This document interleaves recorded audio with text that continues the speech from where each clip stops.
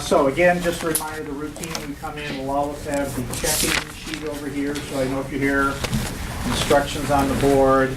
I'm going to keep asking folks to put name tags on. It's going to be more obvious when I start moving you around when you're sitting with people that you haven't sat with before, that'll be handy. So that'll happen today. Your folders are still with the same group of people, so in there you see I've made some comments on the recorder forms from last time. Those are just fine, what I'm seeing. If anything, err a little bit on the side of making sure you do complete sentences to have a complete thought and make that represent what your group talked about, because I look at that and I learn from your experience, because we may not talk about everything that's on the recorder sheet. I want to acknowledge the fact that you guys did complete the surveys. Particularly, I looked at the one that was about you. We have a lot of interesting people in here. We have sports people, we have dancers, we have linguists, we have business people, we have healthcare folks, all kinds of interesting things that make you different. What makes you more or less the same is you're kind of looking forward to the science part, but there's some things you're not so sure about because of whatever the challenges that can be. So, so thanks for that. That helps me get to know you guys a little bit better, and you had some suggestions about things you might be interested in doing. So again, the group notes were fine, so kind of keep that up. Every time we have a reading, there's individual notes that I've asked you to take.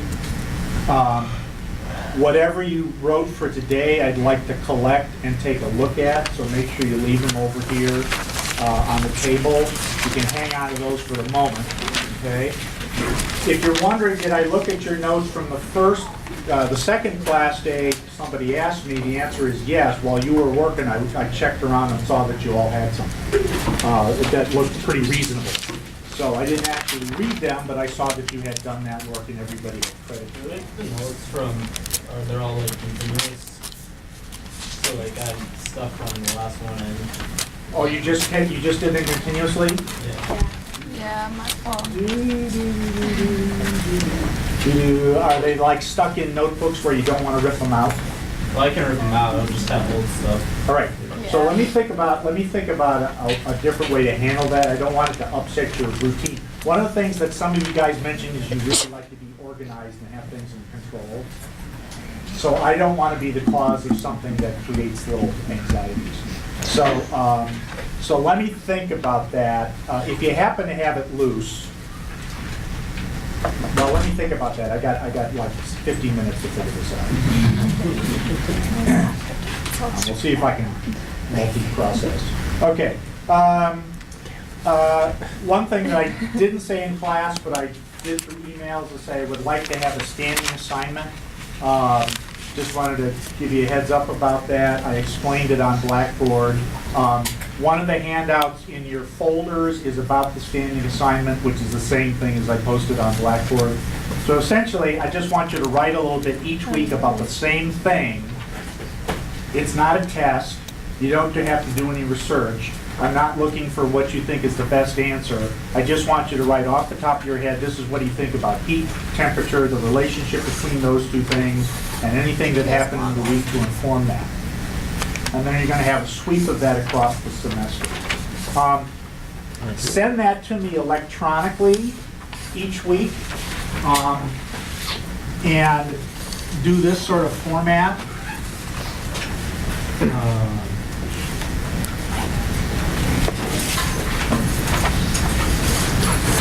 So obviously don't write my name, but your name, your initial, and then put the month and the day. So if you know, and it doesn't matter what exact day it is. So if you happen to sit down and write it on Sunday, put your name and initial, and then put January or February, whichever Sunday is, and then whatever that date is. And then I can hang on to those, and it actually organizes it for me because everything's laid out the same way. The first one I wrote, like in my notebook, so do you want me to just type it up and send it to you? What you could do is you could scan it. Okay. Okay, so if you did something handwritten, you could scan it and send it to me. That would be fine. Okay, because then I just have the file. Then you don't have to let it go. You don't have to tear it out of your notebook. Okay. All right. So that'll just be a standing assignment that I may not remind you about a lot, but I'll take a look at those as we go. What I see written there may adjust how I do things in class, but don't treat it as something that you have to do research for, that you have to write an exact answer for. Just write your own words, your own thoughts. I just want to see thoughtfulness. I don't need to see great scientific explanation because we're evolving that through the semester. Taylor. So we do that each week? Like, yeah. So it's simple answer is yes. Somewhere between like Thursday and Tuesday. Okay. Okay. It doesn't matter exactly when. How many folks actually did one? Okay, you guys are all honest. It doesn't happen that way now. Let me not do it. Okay. So so if you did first one, great. I would like you to do another one after this class, even though we just had one. So let's just have the routine of between Thursday and Tuesday, write a little something. Okay? Yes, When Emily. you say send it to you, is there a place on Blackboard for it, or do you want to split it? It's what I'll do is just send it to my regular email, chris.bauer@unh.edu. I'll stick it in a folder, and then I can move it to where I want it to go. Kyle? And you said that's the file name you want on it? Yeah. So always lead with your last name and your initial, and then the month and date, and then when I pull it in, it automatically organizes it so that I've got all of yours together, and I can see the chronology. So that will help me organize it. Okay. All right, as we start coming in, we may have to adjust. How many folks were successful at getting access to those PhET simulations and may have played with them a little bit? How many folks were unsuccessful even though you tried? Okay, so maybe stick around afterwards for a couple of minutes. We'll try to figure out what the issue is so that you're able to actually do that. I'm probably going to give you a homework assignment that involves playing in a specific way with that. And so I want to make sure you can. You don't have to do it on your own computer to do it. Okay? It's handy, but it's not essential. I'll say more about that later. In your folders also, there are the question bank questions from the first day and the second day. I'm just giving you these so that you know that they're there, but I posted them on Blackboard. All I've done is take your questions and reorganize them into categories. So that's a resource for us because I can go to those and say, what questions do we want to answer or address? Those are a resource for you. It may spawn an idea that you want to spend some more time on, perhaps in your project later in the semester. We're going to have a lot more questions that we're able to spend time on. So as I said, it's a bank, and sometimes you have to go to the bank and make a withdrawal. So, and what it's there for. And maybe it's gathering interest while it sits there. Just a couple of questions because this came up in the question bank, a couple of easy ones. Someone asked, why did we use the temperatures we did last time for the waters that you stuck your finger into? I didn't quite understand the question, but after I read what you sent me, I think I figured it out. So I picked temperatures that were extreme enough so I was sure that you could sense the difference without actually hurting yourself. Okay? So the ice water was easy because 0 degree water or 2 degree water isn't going to hurt you. The hot water I made about 50 centigrade, so that's like a hot shower. And then the room temperature water I just let sit out. That's about a 20 centigrade difference between each of those, or about a 40 degree Fahrenheit difference. I was sure that you could sense the difference between those temperatures. If you make them too close, it's really hard to tell. All right, so it was a setup so that everybody could have a common set of observations.